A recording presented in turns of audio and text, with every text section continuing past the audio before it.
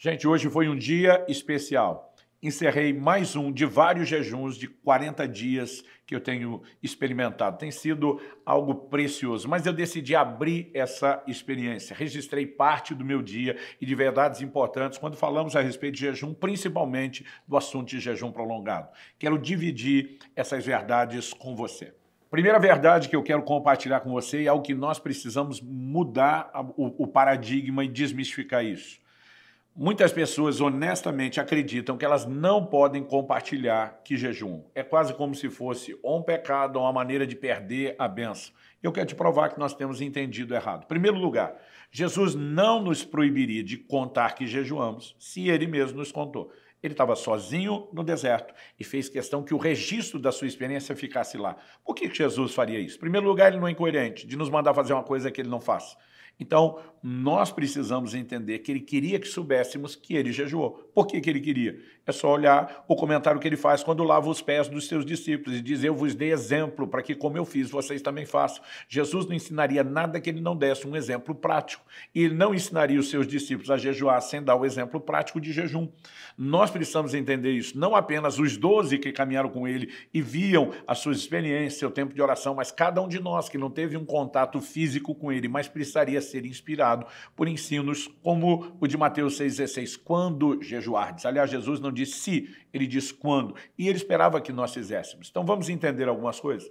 Em Mateus, no capítulo 6, quando Jesus fala a respeito de não tocar trombeta, ele está falando de uma questão, em primeiro lugar, de motivação, de gente que procura reconhecimento, autopromoção, vanglória, e ele não falou disso apenas em relação à questão do jejum, ele falou em relação às esmolas, ele falou em relação à oração. Então, o mesmo texto que diz que a gente não deveria orar diante de outros apenas para ter o reconhecimento de que somos gente que ora, nos mostra orações que são feitas em público. Ou seja, o problema não é orar em público na frente de outros, é fazer isso na frente de outros apenas querendo que eles vejam. Então, o cerne do problema diz respeito à motivação. Aliás, o capítulo 6 vem na continuação de ensinos anteriores de Jesus.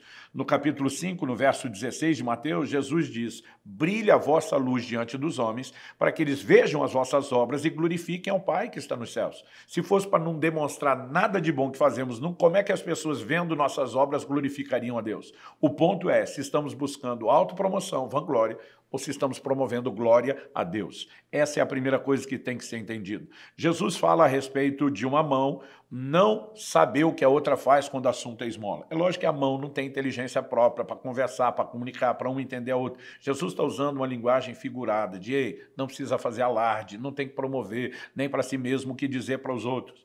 Mas vamos considerar algo. Paulo, quando escreve a Timóteo, fala a respeito de quais viúvas seriam cuidadas pela igreja, ele honestamente vai dizer que entre os critérios das que receberiam esse tipo de cuidado tinha que ser aquela que tinha testemunho de boas obras. Como que alguém seria selecionada pelo testemunho de boas obras se tivesse que fazer todas as suas boas obras escondido o tempo todo? Jamais ela seria reconhecida. A Bíblia não está falando de um tipo de sigilo absoluto. Ela está falando de questões ligadas ao coração. Então me deixe voltar na história. Quando eu era garoto e tinha 18 anos de idade, comecei a jejuar aos 15. Com 18 anos de idade já fazia jejuns regulares com certa frequência, de períodos que iam até 7 dias só na água. Ou seja, chegou um momento eu não consegui esconder dos meus pais que jejuavam. Meu pai, que nunca praticou jejuns tão longos, preocupado que eu estivesse migrando para algum lugar de fanatismo, porque desconhecia jejuns mais prolongados em termos práticos, um dia vem conversar comigo preocupado. E foi nessa conversa que pela primeira vez eu descobri que meu pai jejuava. Não fez nenhum jejum, até onde eu saiba, maior do que 2 dias, mas fazia jejuns. Eu sabia de um dia por ano que toda a denominação orava por avivamento, mas fora isso, nunca soube meu pai jejuava. E eu lembro que eu fiquei indignado, falei, pai, como é que o senhor jejua e eu que sou seu filho, moro dentro da sua casa, não sei, eu estou aprendendo com outros, eu podia estar aprendendo com você. E meu pai falou para mim, Jesus falou que não é para contar para os outros.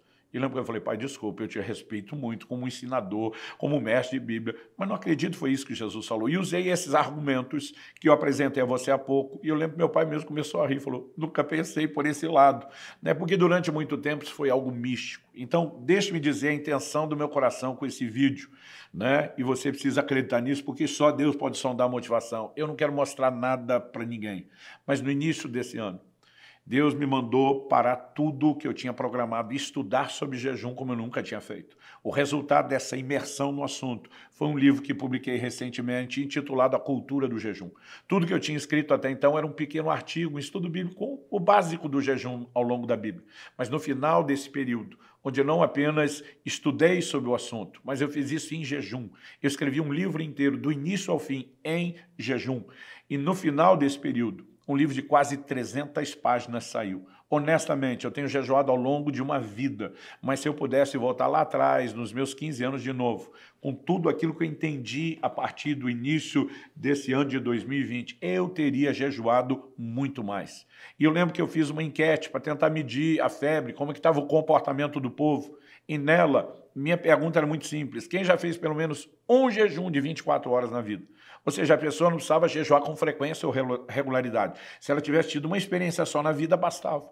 Isso é quase a mesma coisa que medir a vida de oração ou de esmola e perguntar quem já fez uma vez. Não é grandes coisas. No entanto, para minha surpresa, 59 ponto alguma coisa por cento, quase 60% respondeu nunca ter feito um jejum de 24 horas na vida. Eu me aventurei a fazer uma outra pergunta. Quem já jejuou de 3 a 7 dias? Honestamente, não especifiquei que tinha que ser direto, ininterrupto, nem só na água, mas, para minha surpresa, 86% atestou nunca ter tido uma experiência de um jejum desses. Apenas 14%. Eu lembro que, chocado com aquele resultado, eu fui falar para Deus: seu povo não está jejuando, não. E Deus me fez lembrar da conversa com meu pai. Ele me fez lembrar de quando, aos 18 anos, eu protestei. Falei: pai, quem não jejua não fala nada porque não faz. Quem jejua não fala porque acha que vai pecar e perder a bênção. Como é que nós vamos aprender a fazer se ninguém nem ensina e nem inspira a gente na prática? E Deus me fez lembrar daquilo. E ele falou: meu coração, se você estivesse falando mais, ensinando mais sobre jejum, muito mais pessoas estariam desmistificando o assunto, podendo experimentá-lo de forma prática. E no início desse ano eu fiz uma promessa a Deus: eu te prometo que eu não apenas vou jejuar como eu nunca fiz antes, mas que eu vou falar mais sobre o assunto, porque nós precisamos inspirar as pessoas. Então decidi reunir num vídeo informações desse último dia, o 40º dia do jejum. Minha rotina de ter pregado em 4 cultos, de ter me exercitado durante a tarde, a lógica de por que faço isso. Então algumas imagens virão enquanto tratamos desses assuntos. O primeiro dele é desmistificar essa ideia de podemos ou não podemos falar. Eu tenho visto minha casa jejuar.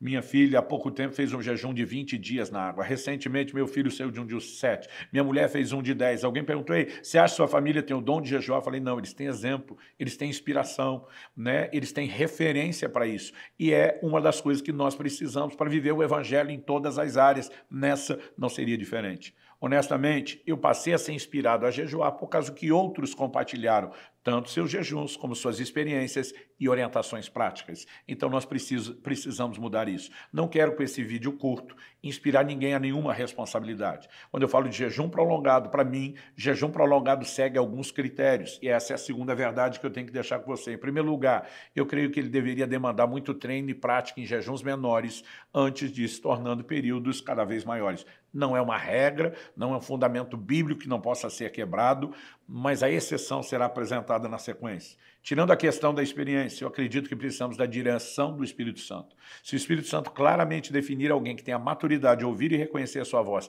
adicar um jejum prolongado, eu não posso questionar. Esses dias, um pastor amigo meu, que nunca teve experiência de jejuns muito prolongados, começou direto com um jejum de 40 dias, embora ele procurou se informar muito e ter um certo nível de acompanhamento. E para mim, um terceiro ingrediente, que não é uma exigência bíblica, é uma maneira de me proteger e proteger outros de atos de responsabilidade. Eu sempre faço jejuns prolongados, de 40 dias, foram 4 até agora, com acompanhamento médico, antes, durante e depois. Então, quero deixar essa palavra de advertência. Obviamente, o jejum prolongado não é uma coisa tão assustadora quanto parece até que você comece a praticá-lo. O que é que nós precisamos entender sobre a fisiologia do jejum? Quando vamos falar agora de jejuns prolongados, a Bíblia apresenta períodos de 3 dias, de 7 dias, de 14, 21 e 40. Não quer dizer que esses são os únicos períodos que alguém possa jejuar, são os exemplos bíblicos. O que é que nós precisamos entender? Quando você pula uma refeição, seu corpo já começa a sentir um desconforto,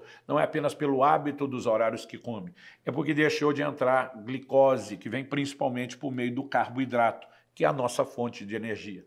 Quando a energia deixou de entrar, o corpo precisa recorrer a uma outra fonte. Qual?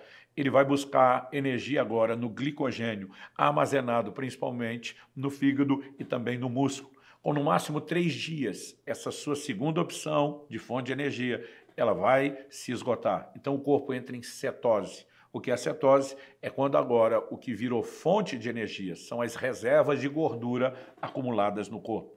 A partir desse momento, nos primeiros 3 dias, que é o tempo que leva até a cetose, as pessoas que principalmente não passaram por uma desintoxicação alimentar prévia e não têm um estilo de vida tão saudável vão sofrer mais, vão ter dor de cabeça, irritação, é um processo desconfortável. Quem já está com o organismo limpo ou se preparou, não costuma sofrer. No último jejum que eu entrei, não precisei de nenhuma preparação, comecei direto. No anterior a esse, eu passei por um processo de 10 dias de preparação para que não tivesse incômodo.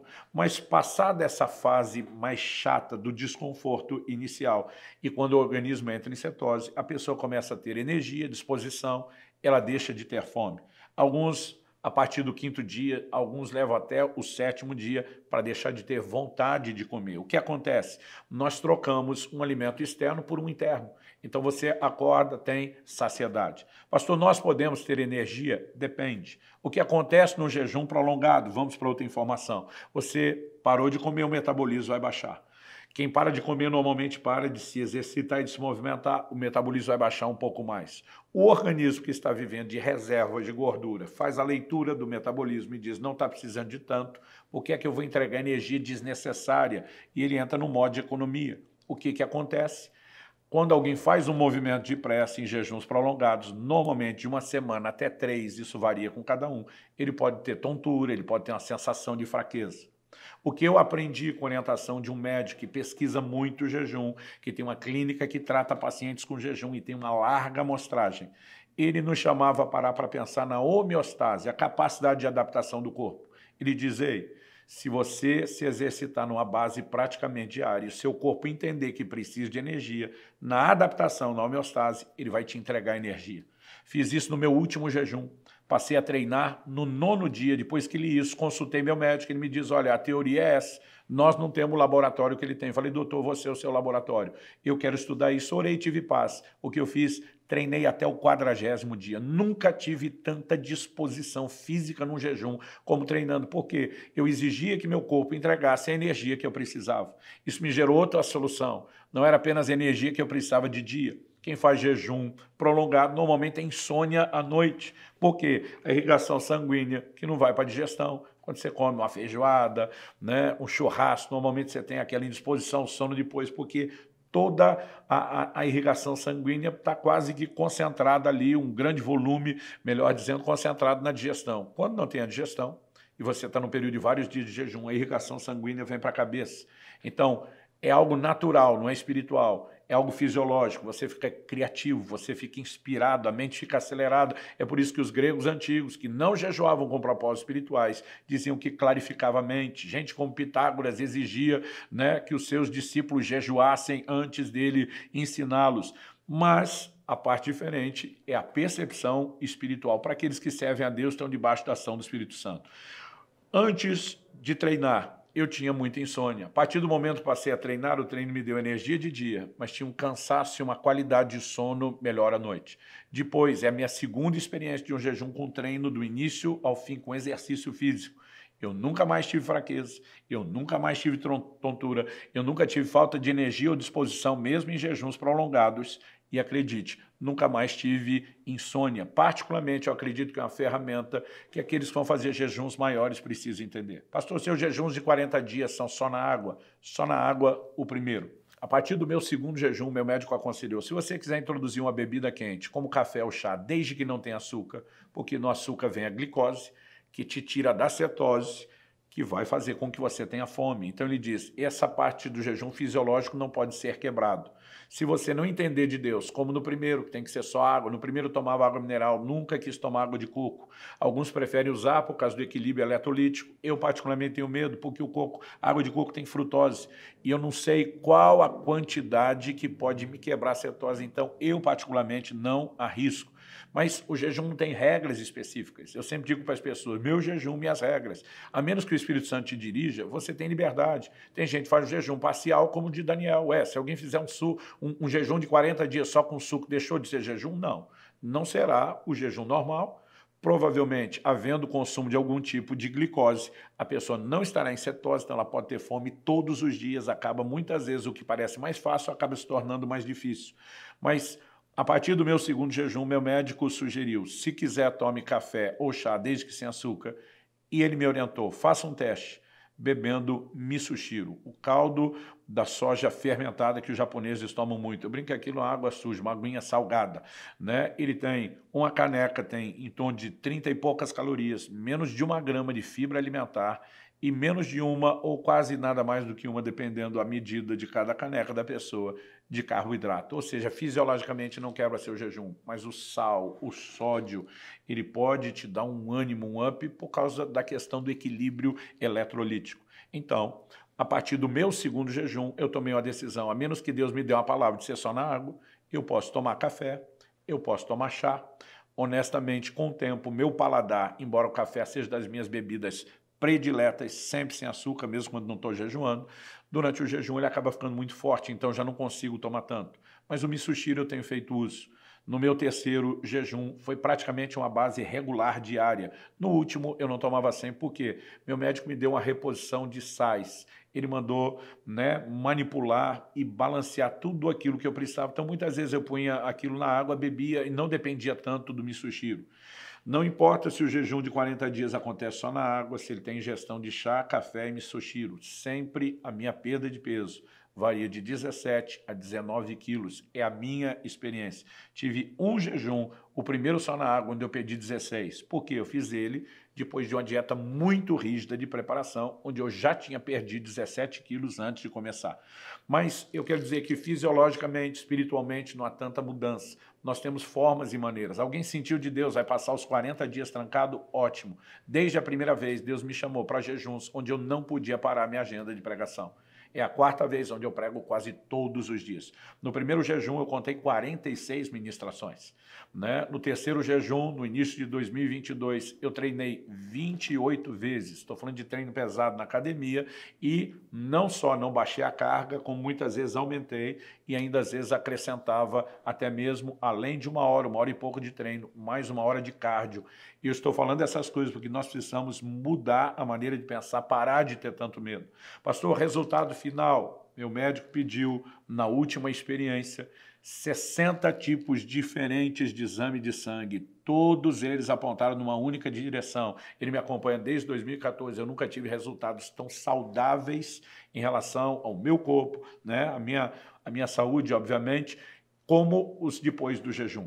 Então, se uma pessoa não tem um problema, né, específico de saúde, onde os médicos digam, olha, é melhor não fazer a prática do jejum contínua ao longo desse ano, nós estamos no início de setembro, enquanto eu gravo, eu devo ter jantado 6 ou 7 vezes no máximo, porque eu tenho praticado muito jejum intermitente nos intervalos. E sabe, são impressionantes os resultados. Não falo isso tudo para te inspirar em nenhuma loucura, um jejum prolongado, mas a começar a procurar se informar. Você pode ler meu livro, A Cultura do Jejum, você pode assistir o curso que eu gravei, cada um dos 12 capítulos virou uma aula, são 12 aulas.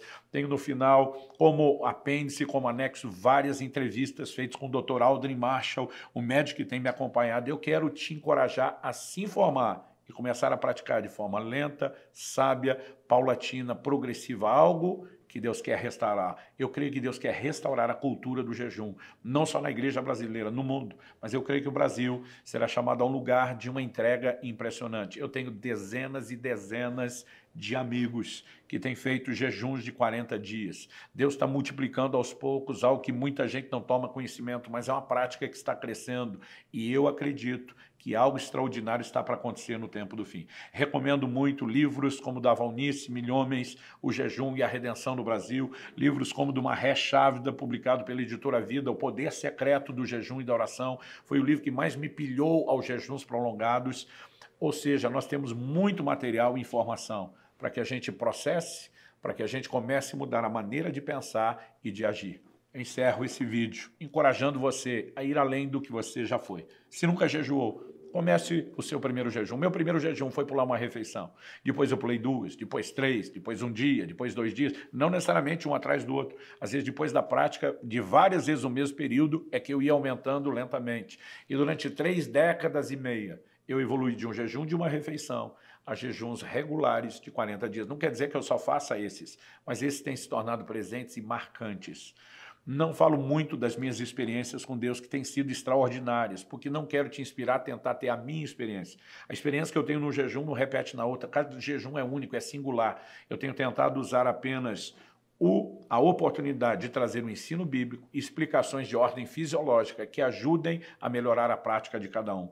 Suas experiências, elas virão à medida que você pratica e elas serão um ingrediente a mais. Elas não deveriam ser a nossa motivação. A motivação é buscar a Deus. As experiências são efeitos colaterais, são mera consequência. Que Deus possa inspirar, fortalecer o seu coração através dessa experiência que eu decidi compartilhar com você e desses insights principais a respeito do jejum.